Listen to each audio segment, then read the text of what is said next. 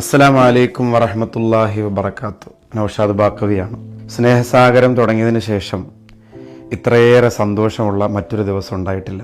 എന്ത് രസമായിരുന്നു ഇന്നത്തെ സായാഹ്നം.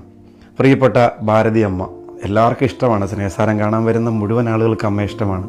പാടാൻ പറയുമ്പോൾ ഭക്തിഗാനങ്ങൾ പാടുന്ന, കഥ പറയുന്ന പാവപ്പെട്ട അമ്മ. ശരീരം മുഴുവനും വേദനയാണ്. ഈ ഉത്സവം ഇങ്ങനെ നടന്നുകൊണ്ടിരിക്കുന്ന സമയമാണല്ലോ ഇപ്പോൾ ക്ഷേത്രങ്ങളിൽ.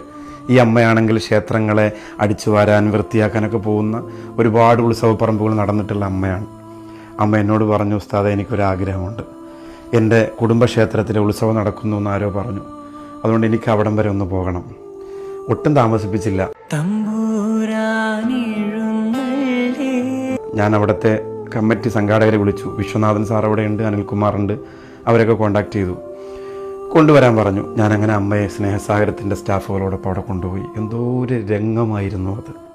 രക്ഷിക്കണേ എൻ്റെ കുഞ്ഞുങ്ങളെ, എൻ്റെ കുടുംബം, എൻ്റെ കൂടെ വന്നവരെ, അവരെ കുഞ്ഞുങ്ങളെയും രക്ഷിക്കണേ തമ്പുരാട്ടി. പുതിയ വസ്ത്രമൊക്കെ ധരിച്ച് ഊരൂട്ട് മണ്ഡപം തമ്പുരാൻ ക്ഷേത്രത്തിൻ്റെ മുമ്പിൽ അവർ ചെന്ന് നിൽക്കുമ്പോൾ നിറകണ്ണുകളോട് അവർ നടത്തിയ പ്രാർത്ഥന മറക്കാൻ കഴിയില്ല.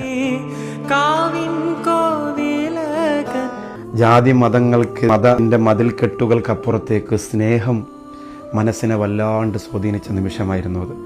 അവരെല്ലാവരും അമ്മയെ വല്ലാണ്ട് സ്വീകരിച്ചു. ലോകത്ത് സ്നേഹം വളർത്താൻ മാത്രം മൂല്യമുള്ളതാണ് എന്ന് നമ്മൾ തിരിച്ചറിയണം.